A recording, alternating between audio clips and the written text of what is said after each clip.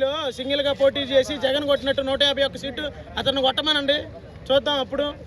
అప్పుడు చెప్తాము పవన్ కళ్యాణ్ మగోడని మేము ఒప్పుకుంటాం. అది 3 పార్టీలతో 36 పార్టీలతో పొత్తు ఎప్పుడు జగన్ రాలేదుగా, సింగిల్గానే వస్తాడు ఇప్పుడైనా సరే. ఏపీలో ఒక మగోడు ఎవరంటే జగనే. అది కానీ 5 సంవత్సరాల్లో ఎటువంటి అభివృద్ధి లేదంటున్నారు. ఎవరు జగన్తో పొత్తుకెళ్ళాడని మీరు నిరూపిస్తారా? నువ్వు నిరూపిస్తావా అని అడిగానన్నా, నిరూపినని చెప్పి నేను చెప్తున్నాను. నిరూపిస్తావా అని అడిగా, నువ్వు నిరూపిస్తావా అని అడిగాను నేను. చూద్దాం, చూసినప్పుడు మాట్లాడన్నా. ఇప్పుడు బీజేపీతో పొత్తు ఏ రోజు మేము కలుపుకోవాలా?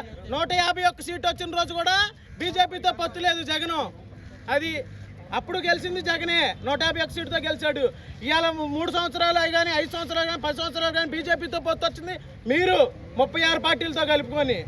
అది సింగిల్గా పోటీ చేయమను, 151 సీటు కొట్టమను, అప్పుడు తెలుసుకుందాం పవన్ కళ్యాణ్ ఏపీలో మగోడని మేము ఒప్పుకుంటాం. ఓకే బ్రో, ఇప్పుడు వైఎస్ఆర్సీపీ వాళ్ళందరూ ఊరు వదిలిపెట్టి పారిపోతున్నా ఉన్నారు కదా, దానికి కారణం ఎవరు పారిపోలేదన్నా, అందరూ చూస్తూనే ఉన్నారు టీవీలో.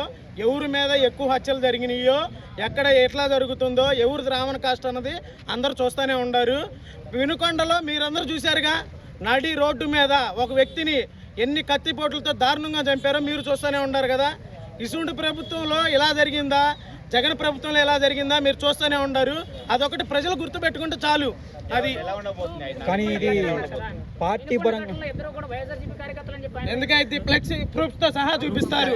ప్రూఫ్స్ తో సహా ఒక ఎమ్మెల్యేతో కేక్ కట్ చేసి దిగినవి మొత్తం ప్రూఫ్స్, ఏ ఎమ్మెల్యేతో దిగిందో అన్ని ప్రూఫ్స్ తో ఉన్నాయి బ్రదరు.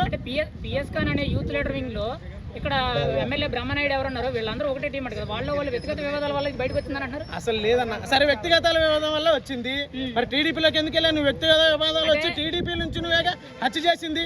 ఒక టీడీపీ ఎమ్మెల్యే పక్కన నువ్వు సపోర్ట్ ఉండబట్టేగా ఇలా హత్య చేసింది. అదే వైఎస్ఆర్సీపీ ఎమ్మెల్యే నీకు సపోర్ట్ ఇవ్వలేదు కదా, టీడీపీ ఎమ్మెల్యే నీకు సపోర్ట్ ఇచ్చాడు కాబట్టి నువ్వు హత్య చేయగలిగావు. నీకు ఆ ధైర్యం ఎలా వచ్చింది?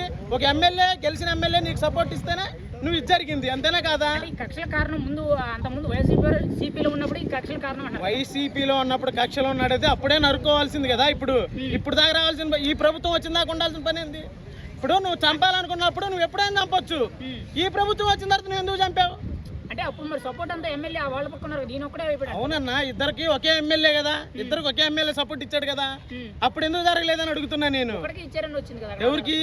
ఒకటికే ఎందుకు ఇచ్చారు? చనిపోయిన వ్యక్తికి పిఎస్ ఖాన్ ఎమ్మెల్యే అసలు ఉన్న దాంట్లో ఇప్పుడు ఉన్న వ్యక్తే ఇది, అప్పుడు వైసీపీలో ఉన్న వ్యక్తి కూడా అతనే. ఓకే, ఇప్పుడు టీడీపీలోకి వెళ్ళి ఇతను చంపాల్సిన పని ఏంది? ఓకే, బానే ఉంది. మరి ఇప్పుడు ఈ ఘటన అనేది మీరు హైలైట్ గా చెప్తున్నారు కదా, మరి గత ప్రభుత్వంలో చూసుకుంటే ఒక అక్క నడిపించారని చెప్పి చిన్నపిల్లాడు అమర్నాథ్ మీద పెట్రోల్ పోసి తగలబెట్టేశారు వైఎస్ఆర్సీపీ కార్యకర్తలు. సరే, అప్పుడేమైంది? అప్పుడు మీరు ఒకటే కదా చెప్పింది.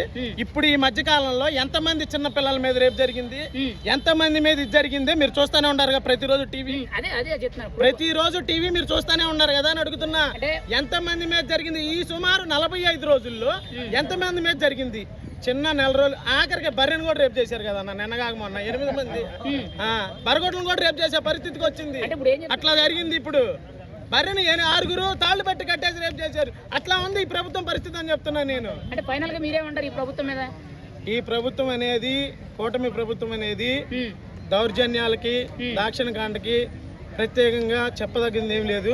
వాళ్ళు ఏదైనా చేయాలనుకున్నారో అదే చేస్తున్నారు. నిన్న ఒక మాట విన్నారా? అయ్యన్న పాత్రుడు ఒక మాట అన్నాడు, జగన్ ఓడిపోలేదు, చచ్చిపోలేదురా, ఓడిపోయాడు అని అన్నారు. మీరు పబ్లిక్ గా విన్నారుగా.